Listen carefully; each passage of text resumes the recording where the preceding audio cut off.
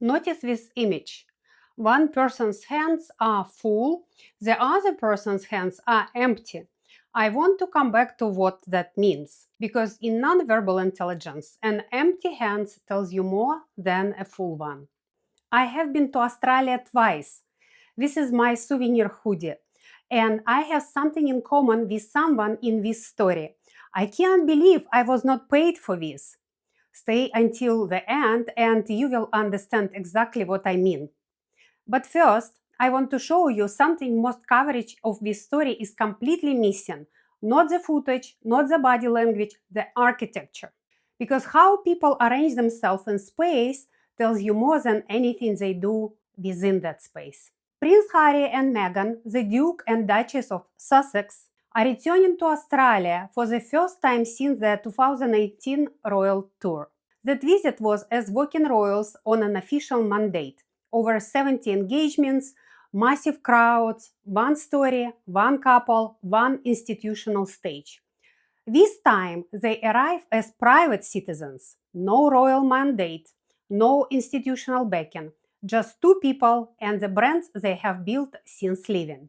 And the structure of this trip tells you everything before a single piece of footage exists. He had a reason to be there, she had a ticket to sell.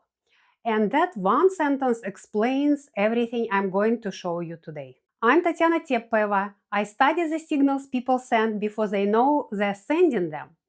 And what I see in the structure of this trip has nothing to do with footage. It starts before the cameras tune on. Stay until the end because the last observation is one nobody else is making about this story, and it may be about you. Let me show you the structure of this trip before I show you a single piece of footage. The headline events are simple. Harry, 2 full days, keynote speaker at a serious workplace mental health conference in Melbourne. His lane, his credibility, his genuine cause. Meghan, 3 days at a women retreat in Sydney. Her actual involvement is one evening, one conversation on stage, one group photo for VIP ticket holders who paid over 3,000 Australian dollars each. Different cities, different dates, different fees. The headline events don't even overlap. Then after the retreat was announced, a full itinerary appeared. Joint appearances focusing on veterans and mental health, a children's hospital visit, and homeless shelter visit for Meghan, Harry attending an AFL club and rugby match, Harry visiting Canberra without Meghan, an Invictus event in Sydney Harbour. And notice this, the retreat doesn't appear on the official itinerary at all.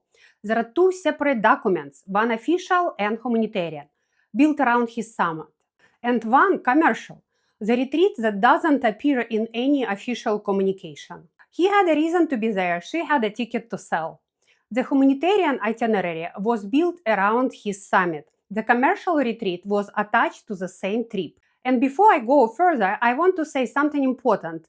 This model is not unique to her. Many partners of powerful figures do exactly this. The partner with institutional credibility provides the legitimate anchor. The partner with performer energy attaches visibility opportunities to that anchor. I showed you this pattern in Jeff Bezos and Lauren Sanchez. I'm showing it to you again here. What my analysis looks at is not whether the model is right or wrong. It's what it does to the signals between two people over time. Before we look at the signals, I need to show you who these two people are at a personality level, because personality shapes every single the body sends. Meghan reads to me as a performer-initiator type. Visibility is how she processes the world. She doesn't wait to be invited. She initiates. She calls ahead. And notice this, she uses the title she publicly rejected as her primary marketing asset. Every commercial venture leads with Meghan, Duchess of Sussex, not Meghan Markle or just Meghan. The title she described as harmful and incompatible with her authentic self is the product she's selling. Remove Duchess of Sussex from that retreat website and what do you have? Yoga, sound healing, a dinner, and brief conversation with someone you may have seen on a television show. The title is the product. Now about Harry. Harry reads to me as a strategist type. He doesn't perform for the camera, he retreats into the lanes where he feels authentic, veterans' mental health. Genuine cause. When the stage belongs to his purpose, his body is fully present. When the stage belongs to someone else's brand, his body appears to be somewhere else. Let me show you what I mean using images from the recent 2025 Invictus Games. Notice this moment. Her hands are walking, both of them. She is initiating, directing, cupping his face toward her. His right hand, the one that we can see clearly, is at his side. Not reaching, not reciprocating. He is receiving the gesture, not participating in it equally. I call this signal the empty hand. When one person's hands are working and the others are empty, that asymmetry tells you something about who is managing the moment and who is being managed. This is a man about to give a speech at an organization he built from nothing. He knows almost every person in that room. He is deeply emotionally connected to this community. And yet, based on what I see here, it appears to me that the moment before his speech belongs to her presentation, not his preparation. Now notice this, same event, same day. His arms are fully extended, his whole body leans in, he is initiating the contact. The smile reaches his eyes. This is not a managed moment, it's an unmanaged one. Same person, two completely different bodies depending on whose stage he is on. And here, same event again. His face appears inward, serious, engaged with what is happening around him. She is holding props, externally directed, performing for the room. They are in the same physical space and what appears to me to be completely different emotional spaces. So, the Performer-Initiator and the Strategist. Same pattern I identified in my Jeff Bezos and Lauren Sanchez breakdown. I showed you it there first. It's appearing again here. And here is the question I keep seeing in the comments underneath every article about this upcoming trick. What qualifies them to speak on these topics? For Harry, the answer is complicated but real. A decade of sustained advocacy, lived experiences with grief, trauma, and military service. A community of wounded veterans he has been showing up for since 2014. You can question his delivery, you cannot reasonably question his commitment. For Meghan, the answer is simpler. The title qualifies her. Her retreat website lists mother, wife, entrepreneur, humanitarian, actress, podcast host, lifestyle brand founder.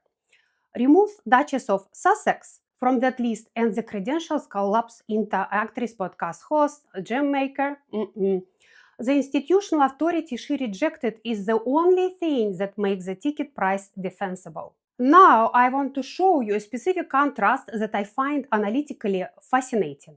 During the 2018 Australia tour, according to royal correspondent Valentin Lowe, quoting multiple anonymous staffers, and Meghan's team has denied these claims as a smear campaign, she was reportedly heard saying, "I can't believe I'm not getting paid for this." She understood at some point between then and now exactly what the title was worth, and she is now charging for it. In 2018, she was there for free and reportedly complained about it. In 2026, she is charging over $3,000 for one evening of her time.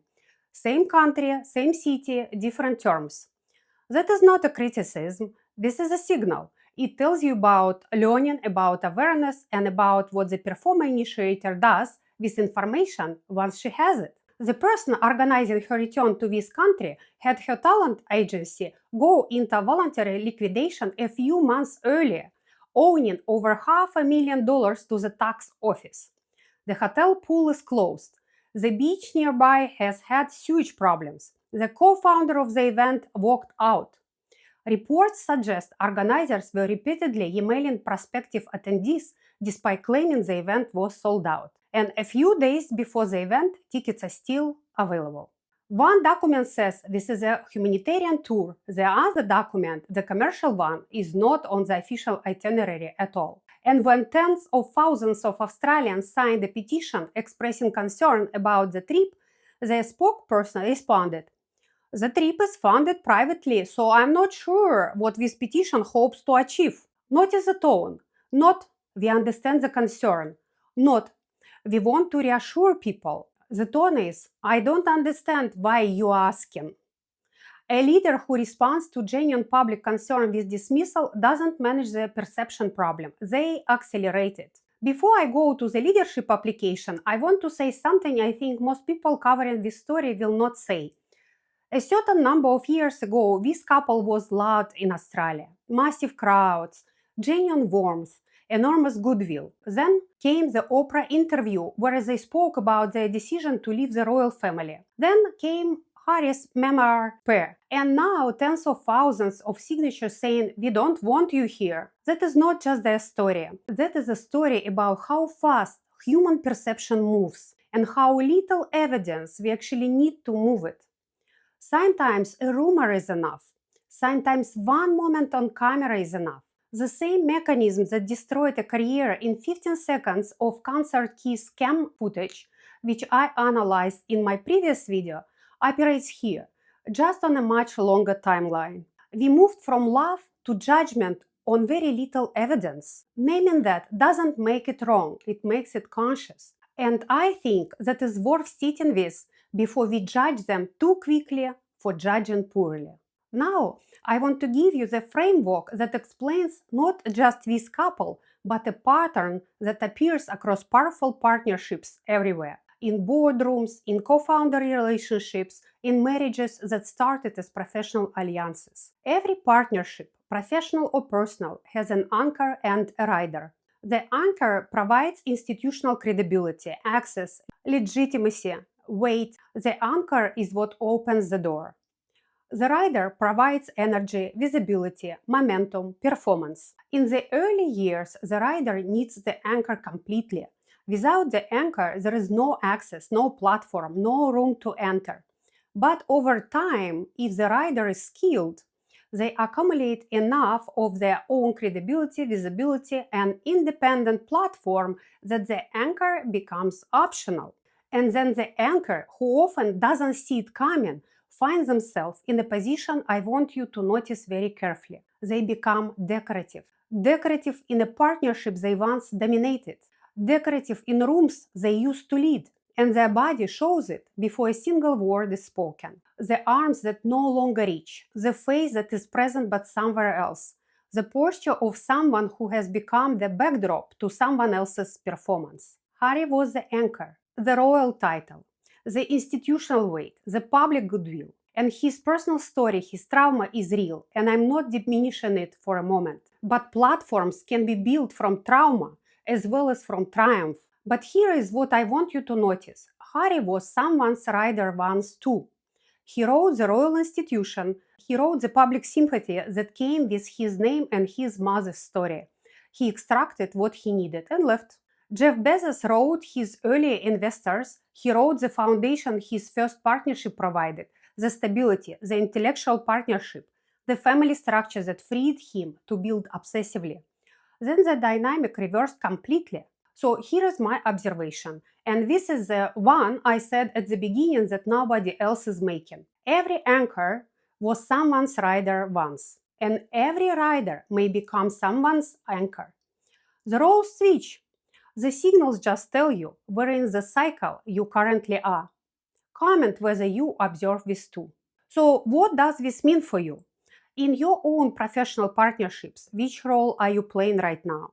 Are you the anchor, providing credibility, access, institutional weight, while someone else is building their platform on your foundation? Do you know it's happening? Do the signals tell you?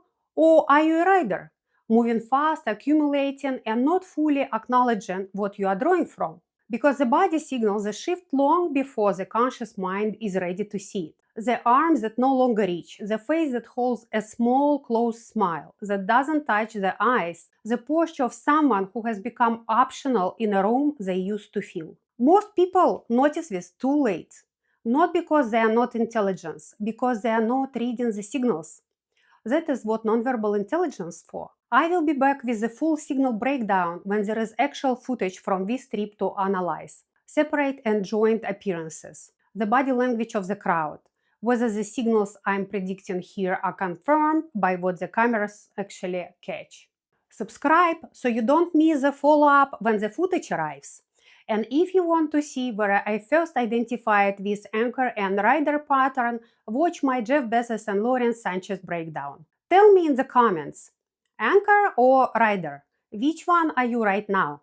The signals are always talking, we just need to know how to read them.